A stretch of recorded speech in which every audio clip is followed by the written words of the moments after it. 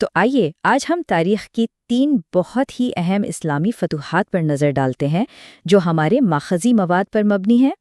چلیں اپنی پہلی کہانی سے شروع کرتے ہیں۔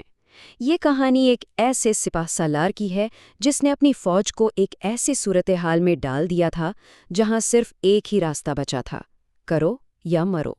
ہمارا یہ سفر شروع ہوتا ہے 8ویں صدی کے اوائل سے۔ اس وقت اموی خلافت کی نظریں یورپ کے جزیرہ نما آئیبیرین پر تھیں، جہاں ویزیگوتھک بادشاہت اندرونی مسائل کی وجہ سے کمزور پڑ چکی تھیں۔ تو جیسا کہ تاریخی شواہد بتاتے ہیں، ویزیگوتھک سلطنت کی جو اندرونی لڑائیاں تھیں انہوں نے امویوں کو یورپ میں داخل ہونے کا ایک سنہری موقع فراہم کر دیا۔ سپہ سالار طارق بن زیاد صرف 7000 سپاہیوں کی ایک چھوٹی سی فوج لے کر سمندر پار کرتے ہیں اور اس جگہ اترتے ہیں جسے آج جبرالٹر کہتے ہیں۔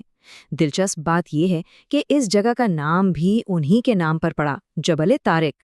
لیکن دوسری طرف ان کا سامنا تھا بادشاہ روڈرک کی تقریباً 40,000 کی فوج سے، مطلب ایک بہت بڑا عددی فرق تھا۔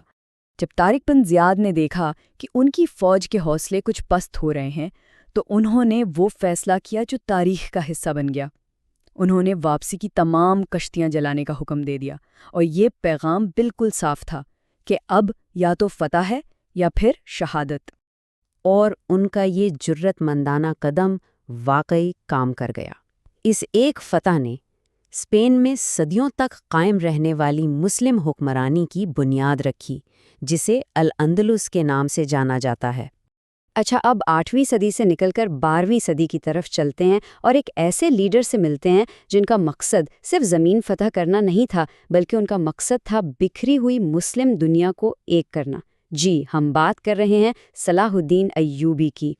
اپنے چچا نور الدین زنگی سے متاثر ہو کر صلاح الدین نے بہت احتیاط سے اپنی طاقت کو بڑھایا، اور ان کا سب سے بڑا مقصد تھا یروشلم کی مقدس سرزمین سے صلیبیوں کو نکالنا۔ دیکھیں، صلاح الدین کی حکمت عملی بہت گہری تھی۔ انہوں نے پہلے مصر اور پھر شام، جو اس وقت مسلم طاقت کے 2 بڑے مراکز تھے، انہیں ایک جھنڈے تلے جمع کیا تاکہ ایک مضبوط اور متحدہ محاذ بن سکے۔ اور پھر آتی ہے جنگ حطین۔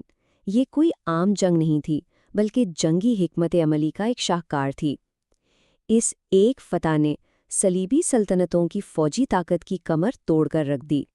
2 ہفتے کے محاصرے کے بعد صلاح الدین نے یروشلم فتح تو کر لیا، لیکن ان کا رویہ اس سے بالکل مختلف تھا جو 90 سال پہلے صلیبیوں نے کیا تھا۔ انہوں نے شہر کے لوگوں کو امان دی، ان کی حفاظت کی اور رحم کا معاملہ کیا۔ اور اب ہماری آخری کہانی، یہ ہمیں لے جاتی ہے 15ویں صدی میں۔ یہ کہانی ہے ایک نوجوان سلطان کی، ایک پرانی پیشن گوئی کی، اور ایک ایسے انجینئرنگ کارنامے کی جو تقریباً ناممکن لگتا تھا۔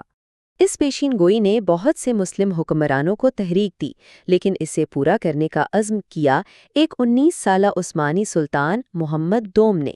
سلطان محمد جانتے تھے کہ قسطنطنیہ کا دفاع کتنا مضبوط ہے، اسی لیے انہوں نے ایسی تیاریاں کیں جو اس سے پہلے کبھی نہیں دیکھی گئی تھیں، جن میں اس وقت کی دنیا کی سب سے بڑی توپیں بھی شامل تھیں۔ جب شہر کے محافظ صبح اٹھے تو وہ یہ دیکھ کر حیران رہ گئے کہ عثمانی بحری بیڑا ان کی محفوظ بندرگاہ کے اندر موجود ہے۔ یہ ایک ایسا اقدام تھا جس نے محاصرے کا پاسا ہی پلٹ دیا۔ اور اس فتح کے بعد سلطان محمد دوم، جو اب محمد فاتح کے نام سے جانے جاتے ہیں، شہر میں داخل ہوئے اور انہوں نے مشہور عمارت حاجیہ صوفیہ کو مسجد میں تبدیل کرنے کا حکم دیا۔ تو یہ تھیں 3 الگ الگ فتوحات جو مختلف صدیوں میں ہوئیں۔ آئیے اب دیکھتے ہیں کہ یہ فتوحات اپنے رہنماؤں کی منفرد سوچ اور حکمت عملی کی عکاسی کیسے کرتی ہیں۔ یہاں ہم صاف دیکھ سکتے ہیں کہ طارق بن زیاد کی جرأت، صلاح الدین کی سیاسی بصیرت اور سلطان محمد فاتح کی جدید سوچ، ہر ایک نے اپنی اپنی تاریخی فتوحات میں ایک فیصلہ کن کردار ادا کیا۔ آخر میں یہ سمجھنا ضروری ہے کہ یہ صرف جنگیں نہیں تھیں، بلکہ یہ تاریخ کے وہ اہم موڑ تھے جنہوں نے دنیا کے نقشے بدل دیے، طاقت کا توازن تبدیل کیا اور ایک ایسی میراث چھوڑی جس پر آج بھی بات ہوتی ہے اور جو ہماری دنیا پر اثر انداز ہو رہی ہے۔